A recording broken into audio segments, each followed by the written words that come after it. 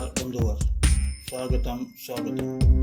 आज आषाढ़ मास की शुक्ल पक्ष की देवशयनी एकादशी की पूजा विधि, कथा, महत्व, कर्म, लाभ और कथा सत्व पर संक्षिप्त चर्चा करते हैं।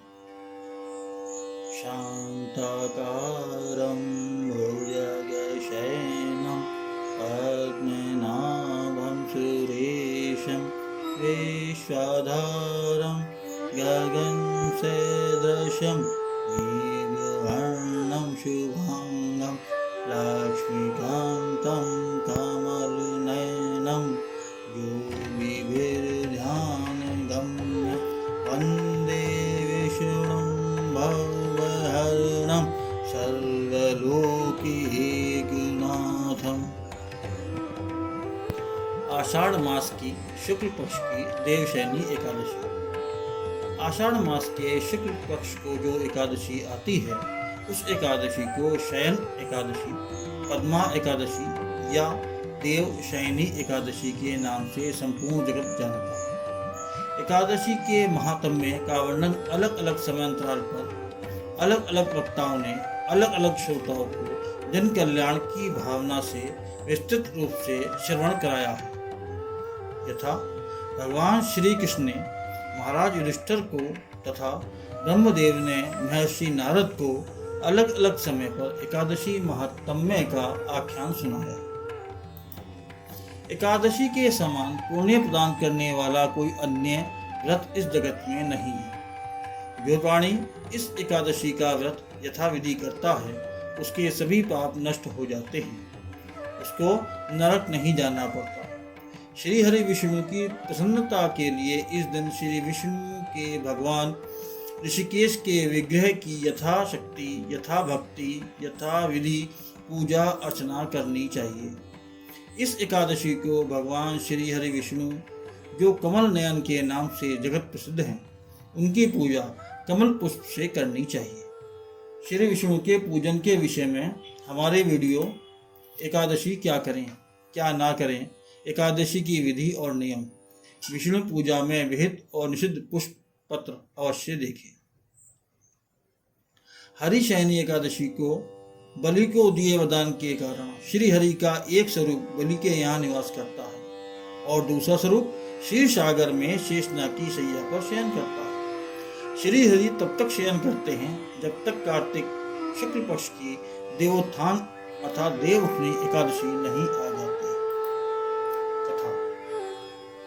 अयोध्यापुरी में धार्मिक प्रवृत्ति, सत्यवादी, बलवान, पराक्रमी, प्रजा के पालनहार, पुण्यवान, पृथ्वीपति रघुकुल वंशी राजा मानधाता राज्य करते थे।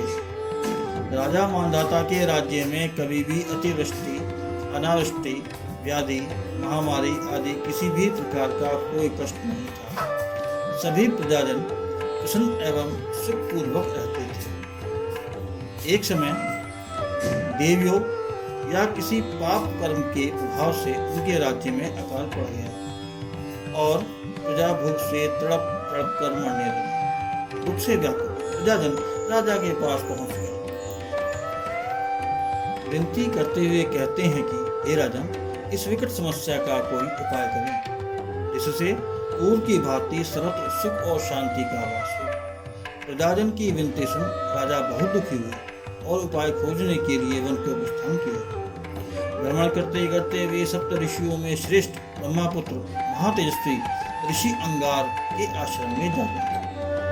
उन्होंने ऋषि को प्रणाम करने के उपरांत अपनी व्यथा को ऋषि के समक्ष रखते हुए कहा, मेरे राज्य में भारी अकाल पड़ गया है।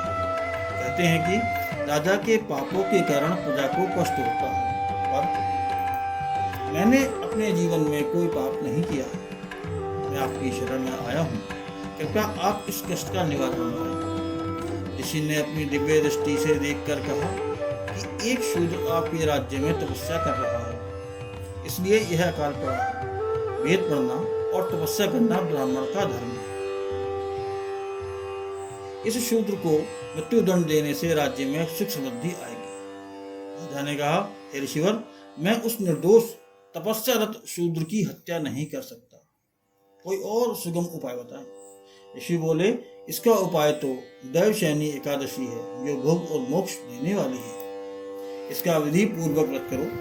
इस व्रत के प्रभाव से चातुर्मास तक वर्षा होती रहेगी। यह व्रत सिर्फ कष्टों को हरने वाला ही नहीं, बल्कि सब सिद्धि प्रदान करने वाला भी है। ऋषि की आज्ञा अनुसार राजा ने अपनी प्रजा सहित शयनी एकादशी का व्रत किया और प्रजाजन सब कष्टों से मुक्त हो गए। राज्य में पूर्व की भांति सर्व सुख और शांति का आवास हो गया। महत्व, कर्म और लाभ। अतः चातुर्मास में मनुष्यों को धर्म का पालन करना चाहिए। एकादशी की रात में जागरण करना और भगवान विष्णु की भक्ति पूर्वक पूजा करनी चाहिए। जो मनुष्य एकादशी का श्रद्धा के साथ व्रत करता है, चाहे वह चंडाल जाति का भी हो, फिर भी वह श्री हरि विष्णु का प्रिय होता है। जो मनुष्य पलाश के पत्तों पर भोजन करता है और दीपदान करते हुए चौमासा अर्थात चातुर्मास व्यतीत करता है, भूमि पर शयन करता है, वह श्री हरि विष्णु को बहुत प्रिय है। सावन मास में साग का, भाद्रपद में दही का, आश्विन मास में दूध का और कार्तिक मास में दाल का त्याग कर देना चाहिए। जो मनुष्य ब्रह्मचर्य का पालन करता है, वह परम गति को प्राप्त करता है। आज के दिन तुलसी का बीज पत्ती या गमले में बोना चाहिए। इससे महान पुण्य की प्राप्ति होती है। इन 4 मास में दान दक्षिणा, ब्राह्मणों को भोजन कराना उत्तम है। गरीबों के लिए गोपी चंदन के दान से भगवान प्रसन्न होते हैं। हल्दी के दान से गौरी शंकर जी प्रसन्न होते हैं। चांदी के पात्र में हल्दी का दान करने से वामन भगवान प्रसन्न होते हैं। इसमें ब्राह्मणों को दही भात का भोजन करना चाहिए। जौ चावल का दान करना चाहिए। कथा सत्व। अपने कष्टों, दुखों और समस्याओं से मुक्ति पाने के लिए दूसरे किसी का मन, वचन और कर्म से अशुभ अमंगल नहीं करना चाहिए। अपनी शक्ति, भगवान पर पूर्ण श्रद्धा और आस्था रखकर अपने वृद्ध, वयोवृद्ध, ज्ञानी जनों, संत महात्माओं के कथनानुसार सत्कर्म करने से बड़े बड़े कष्टों से सहज मुक्ति मिल जाती है। ओम श्री वैष्णवे च विद्महे वासुदेवाय धीमहि तन्नो विष्णु प्रचोदयात्। आज का यह वीडियो कैसा लगा, लाइक, शेयर और कमेंट करके बताओ। यदि चैनल सब्सक्राइब नहीं किया है तो सब्सक्राइब कर बेल आइकन को दबाओ। फिर मिलते हैं एक नई वीडियो के साथ। तब तक के लिए नमस्कार, जय हिंद, जय भारत, वंदे मातरम।